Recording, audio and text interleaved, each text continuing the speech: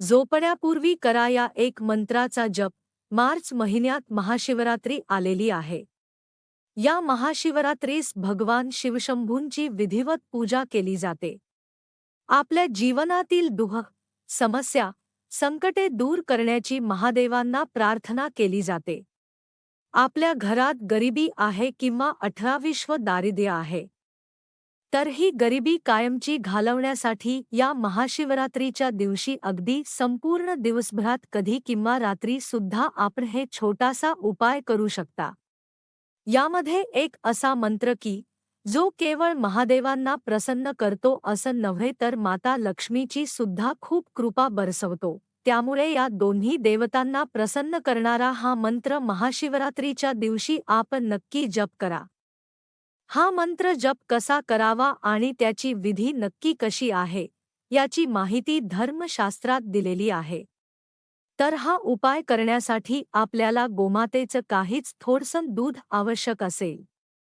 मात्र जर हे दूध इतर पशूंचा असेल तर त्याचा शुद्धीकरण करण्यासाठी मात्र गंगाजल आपणास आवश्यक असेल।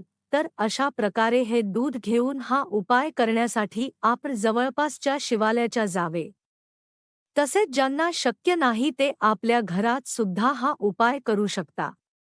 घरामध्ये उपाय करण्यासाठी आपण स्वच्छ स्नान करून आणि स्वच्छ वस्त्र परिधान करून आपल्या समोर एखाद्या छोटस ताट मांडावे किंवा देव पूजा करण्यासाठी वापरत असलेले ताट मांडावे। मग त्यामध्ये आपण शिवलिंग महादेवाची पिंड ठेवायचे आहे आणि या महादेवाच्या पिंडीची विधिवत पूजा करायची आहे। या शिवलिंगाची पूजा करायचे आहे। आपण जर मंदिरात जात असाल तर त्या ठिकाणी जाऊन शिवलिंगाची विधिवत पूजा करायचे आहे आणि ही पूजा संपन्न झाल्यानंतर जे काही दूध आपल्याकडे उपलब्ध आहे त्या दुधाची संततधार या शिवलिंगावर धरून या मंत्राचा जप करायचा आहे।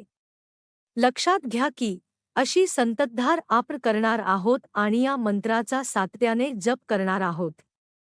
मंत्र अगदी लक्षपूर्वक ऐका। ओम श्रीम ऐं ओम, ओम श्रीम ऐं ओम, ओम श्रीम ऐं ओम।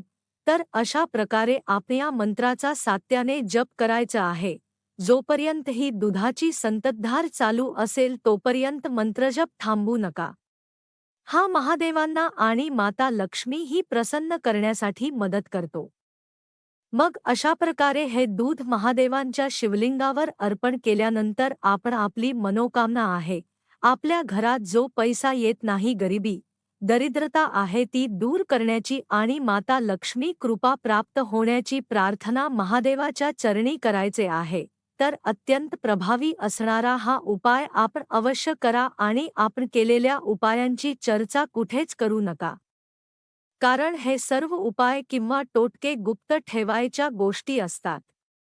त्याची वाच्यता केल्यास त्याचा प्रभाव हा तात्काळ नष्ट होतो।